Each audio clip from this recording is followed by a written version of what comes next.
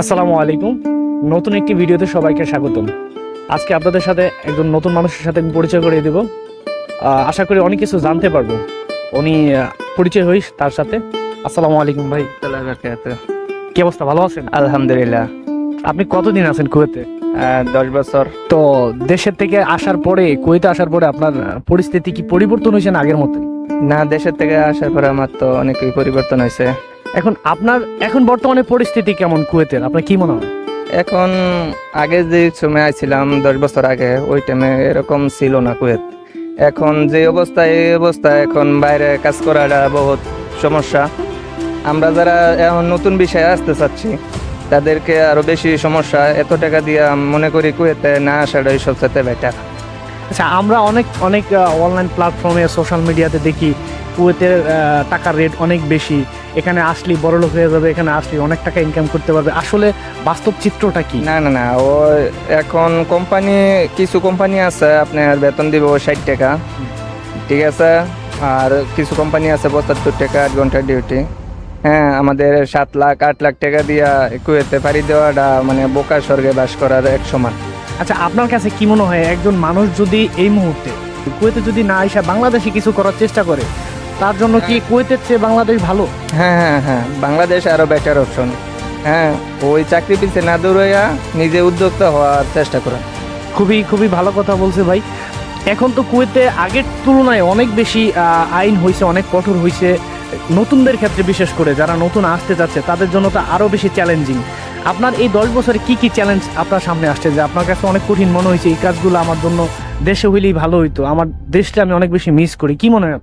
না, দেশের কথা ওটা না বললেই নয়। দেশ তো সবার জন্য একটা বুকের স্থান, আর দেশের জন্য কিছু করাটা আরো সবচেয়ে বেটার। পরিবারকে মিস করে? পরিবার তো সবাই মিস করে। বিদেশে যারা থাকে, প্রবাসে থাকে যারা, তারা সবাই পরিবারকে মিস করে। নতুনদের ক্ষেত্রে আমি একটা কথা বলতে চাই, ভাই আপনারা যারা এই কুয়েতে আসতে চাচ্ছেন এত টাকা দিয়ে, ঠিক আছে, তারা দেশক যে কোনো কিছু বিজনেস করেন, যাই করেন, দেশও কিছু করার চেষ্টা করেন।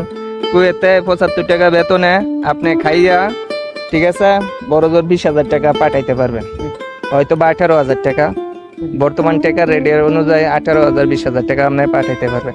কিন্তু এই টাকা আপনি 8 লক্ষ টাকা দিয়া, 7.5 লক্ষ 8 লক্ষ টাকা দিয়া এই ইয়াতে আমি মনে করি এত টাকা ইনভেস্ট করিয়া এই 20,000 টাকা আমি মনে করি আমার জন্য পারফেক্ট না। এটা খুবই খারাপ বিষয় যে আপনার 8 লাখ টাকা খরচ করে আপনার 20 থেকে 18,000 টাকা ইনকাম, খুবই মানে দুঃখজনক। বাংলাদেশ সরকার তো এখন পরিবর্তন হয়েছে, আমরা সবাই জানি। সো এর উপরে বাংলাদেশের মানুষের অনেক আস্থা আছে ডক্টর ইউনূসের প্রতি। ডক্টর ইউনূস স্যার, ওনার একজন প্রবীণ ব্যক্তি, সারা বিশ্বে ওনার একটা খ্যাতি আছে বা পরিচিতিও আছে। এই ভিডিওর মাধ্যমে ডক্টর ইউনূসকে কিছু বলতে চান, যে সরকারকে বলতে চান যে আপনি প্রবাসীদের জন্য, বিশেষ করে কুয়েতের জন্য, সে কিন্তু কিছুদিন আগে আমরা যতটুকু জানি কাতারে সফর করছেন, কাতারের সাথে একটা যৌথ আলোচনা হয়েছে। তো আপনি কি আপনি কিছু বলতে চান যে কুয়েতের জন্য সে কিছু করুক, কি করতে পারে?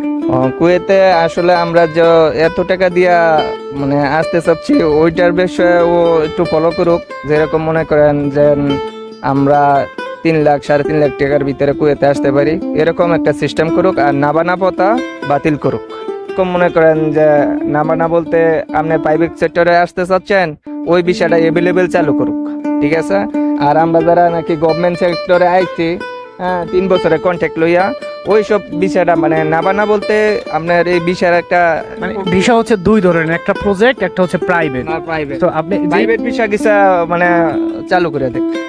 ওকে, সো এতটুকু মেসেজই হচ্ছে আজকে দিতে চাইলাম এই ভিডিওর মাধ্যমে। যদি নতুন কেউ কুয়েতে আসতে চান, সেই ক্ষেত্রে আপনাকে অবশ্যই এই জিনিস ইনশিওর করতে হবে আপনার ভিসাটা প্রাইভেট নাকি প্রজেক্ট।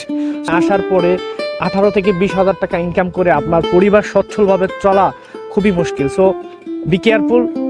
কুয়েতে আসলে ইনশিওর হন আপনার ভিসা নকল কিনা, আপনার ভিসা প্রজেক্ট কিনা, প্রাইভেট কিনা, এটা ইনশিওর হয়ে তারপর আপনি ভিসার টাকা সম্পূর্ণ পরিশোধ করুন।